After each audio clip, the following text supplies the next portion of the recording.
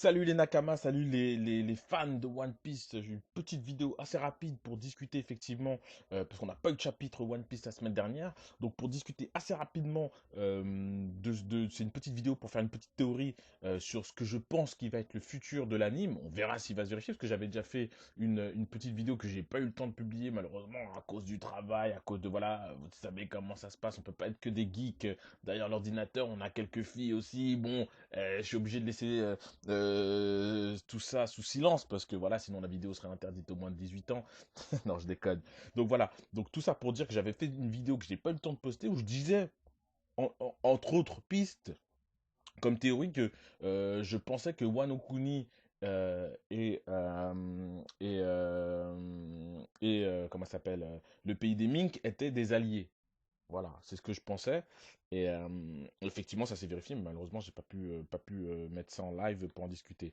Donc voilà, c'est une petite vidéo pour faire une prospective sur savoir ce qui va se passer. Parce que moi, ce que je pense concrètement, c'est que la théorie rapidement que j'avais pensé, c'est que je pense que euh, Kaido, pour une raison qu'on ne connaît pas pour l'instant, s'en est pris au Pays d'Oie. Et il a déclenché une guerre civile au Pays d'Oie parce que je pense qu'il a eu des soutiens en interne de certains traîtres, parce que le Pays d'Oie doit contenir très certainement une arme, peut-être soit une arme antique, une arme mystique.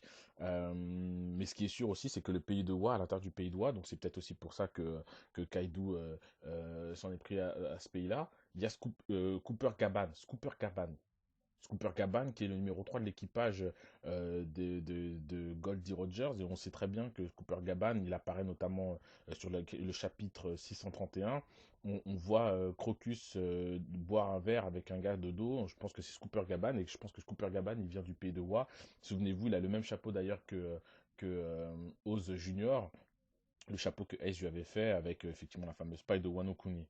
Donc moi, ce que je pense, c'est que Oda, il s'est inspiré de la légende des sept samouraïs, et en même temps, on sait qu'il y a la théorie des miroirs, il répète un peu ce qui s'est passé sur Skypiea.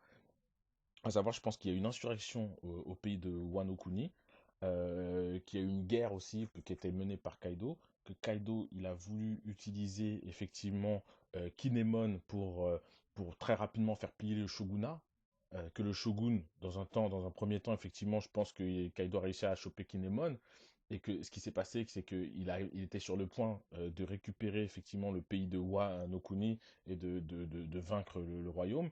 Et ce qui s'est passé, je pense, c'est que effectivement, il y a une sorte d'insurrection de sept samouraïs contre Kaido dans le but de protéger Kinemon, mais aussi dans le but de l'éloigner de la guerre et du Pays de Wa pour que la guerre puisse se poursuivre sans qu'il soit un enjeu, mais aussi dans l'objectif d'aller invoquer la vieille alliance, la vieille fraternité entre la dynastie du pays, donc du shogunat de Wano Kuni, et les Mink, qui sont deux nations frères, frères et sœurs. En gros, les Mink et les samouraïs de Wa, c'est des amis. Donc je pense qu'effectivement, dans un premier temps, je sais, le groupe de sept samouraïs, ils se sont séparés en deux. Il y a une partie qui continue effectivement contre Kaido, l'insurrection au pays de Wano Kuni, et il y a une autre partie, que vous allez vite comprendre, qui est constituée des Kinemon, Kanjuro et Raizu, dont l'objectif était, un, d'éloigner Kinemon, et de deux, de se connecter effectivement avec les Mink pour invoquer tout simplement l'alliance pour que les Mink viennent les aider. Maintenant, malheureusement, on sait que ça s'est pas passé comme on le souhaitait, comme il le souhaitait, puisque malheureusement, nos amis Kinemon, Kanjuro et surtout Monosuke sont tombés entre les mains de César, notre ami César Clown, et donc du coup, ben, ils se sont pris entre les plans de Joker, entre les plans de Law et ainsi de suite. Donc voilà. Donc c'était juste une petite vidéo rapidement pour vous dire que voilà, que je pense que c'est ce qui va se passer, que d'ailleurs Zoro, directement ou indirectement, va avoir une partie de son passé ou de son avenir qui va être lié avec le pays de Wa, en sachant que je pense que d'ailleurs, ça nous est dit par Usopp, Zoro va maîtriser au pays de Wa donc la technique du feu, qui est une technique très spécifique du pays de Wa, et je pense qu'ils vont lui léguer entre guillemets cette technique, soit durant un combat, soit d'ailleurs là-bas Zoro va tomber sur un adversaire ultra puissant à qui il va copier la technique. Parce que souvenez-vous, Usopp, c'est quelqu'un qui dit toujours la vérité, mais en différé et sous forme de mensonge. Et quand, dans le chapitre 815 ou 814, les Nekomamushi et